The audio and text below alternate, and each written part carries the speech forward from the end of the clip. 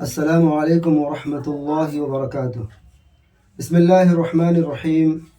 نحمده ونصلی علی رسولہ الکریم، اما بعد فقد قال اللہ تعالی فی القرآن العظیم، اعوذ باللہ من الشیطان الرجیم، بسم اللہ الرحمن الرحیم، وذکر فإن الذکرى تنفع المؤمنین، صدق اللہ مولانا العظیم۔ محترم سامعین کرام، آج کے دور میں ہمارے معاشرے کا جو سب سے بڑا ناسور ہے وہ جہیز ہے۔ جہیز نے بہت ساری زندگیوں کو برباد کر کے رکھا ہے۔ بہت ساری بیٹیاں ہماری بہت ساری نعمتوں سے محروم ہو رہی ہے، اور اس میں سے ایک نعمت ایمان کی بھی نعمت ہے، جن سے ہماری مسلم بچیاں محروم ہو جاتی ہیں۔ یہ لمحہ فکریہ ہے، غور طلب امر ہے، اور اس پر پوری امت کو مجتمع ہو کر ایکشن لینا پڑے گا۔ یہ کسی ایک فرد کی بات نہیں ہے۔ ایک آدمی کے تلک جہیز چھوڑ دینے سے یہ معاشرے کی اصلاح نہیں ہو سکتی۔ یہ عمل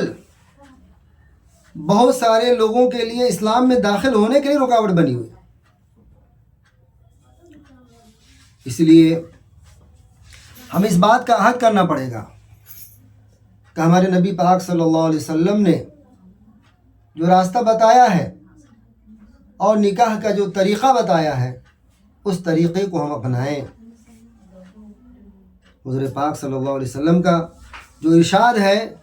کہ سب سے بابرکت نکاح وہ ہے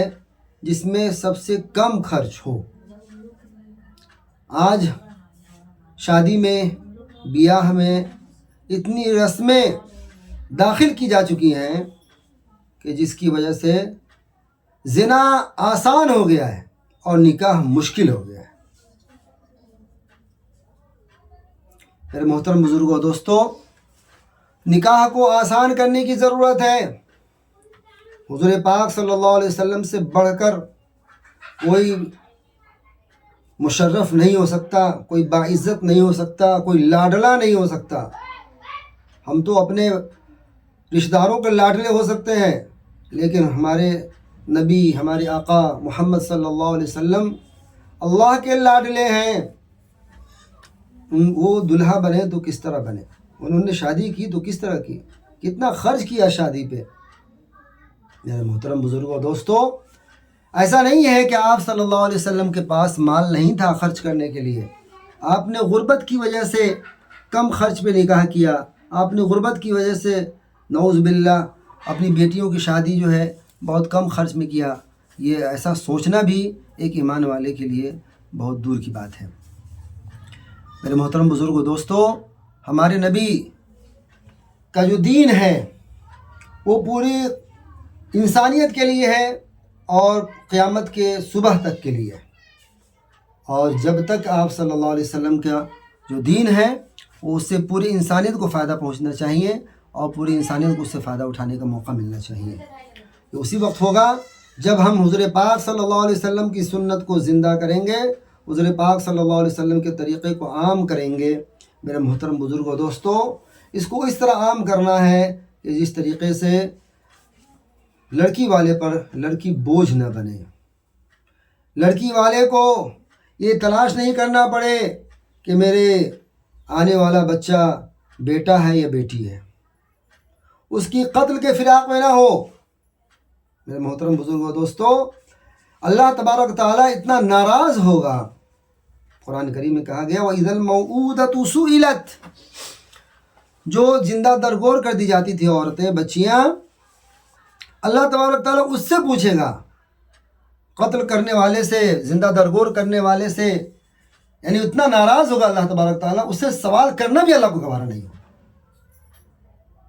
تو میرے محترم بزرگوں دوستوں، ہم اس کام کا، اس عمل کا سبب بن رہے ہیں، تلک اور جہیز کو بڑھاوا دے کر کے۔ میرے محترم بزرگوں دوستو، تلک اور جہیز کا کوئی ثبوت ہی نہیں ہے۔ اگر فرق کرنا چاہیں تو جہیز وہ سامان ہے جو باپ اپنی بیٹی کو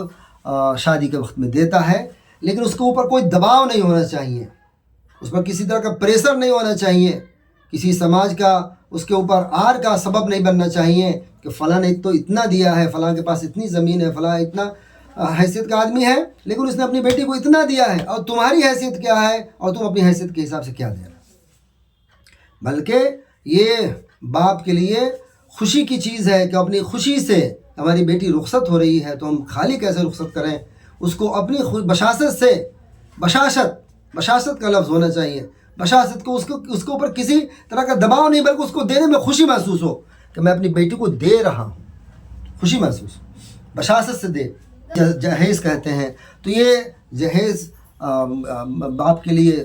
دینا جائز ہے، خوشی کی بات ہے کہ بھئی ہماری بیٹی رخصت ہو رہی ہے تو ہم اپنی بیٹی کو کچھ دے دیں، وہ نیا گھر بسانے جا رہی ہے، اپنا زندگی شروعات کرنے جا رہی ہے تو ہم اس کو کچھ مدد کر دیں، اپنے پاس جو سامان موجود ہے اس میں سے کچھ سامان دے دیں۔ لیکن آج جو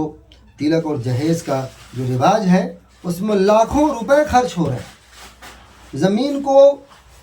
بیچنا پڑ رہا ہے، قیمتی زمین کو بیچنا پڑ رہا ہے، اور بعض اوقات تو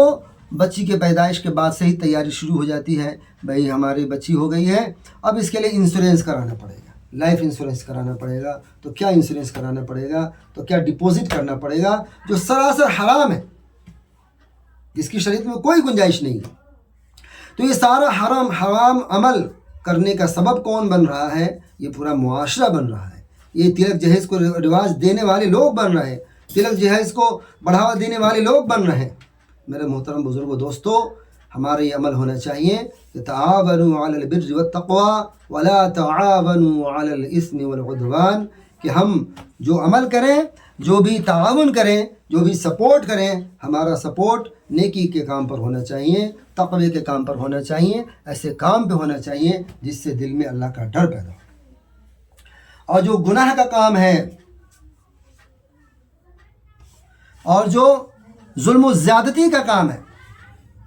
جس سے پاپ لگتا ہے، ایسے کاموں میں ہمارا ایک دوسرے کا سپورٹ نہیں ہونا چاہیے۔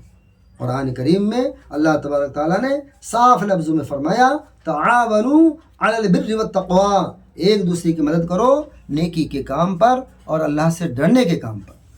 اور ولا تعاونوا علی الاثم والعدوان، اور پاپ کے کام پر، گناہ کے کام پر اور ظلم و زیادتی کے کام پر ایک دوسرے کی مدد مت کرو۔ اللہ تعالیٰ سے دعا ہے کہ اللہ تعالیٰ کہنے سننے سے زیادہ عمل کرنے کی توفیق عطا فرمائے اور ہمارے معاشرے کی اصلاح فرمائے، اور ہم سب کو ایک اور نیک بن کر زندگی گزارنے کی توفیق عطا فرمائے۔ وما توفیقی الا باللہ۔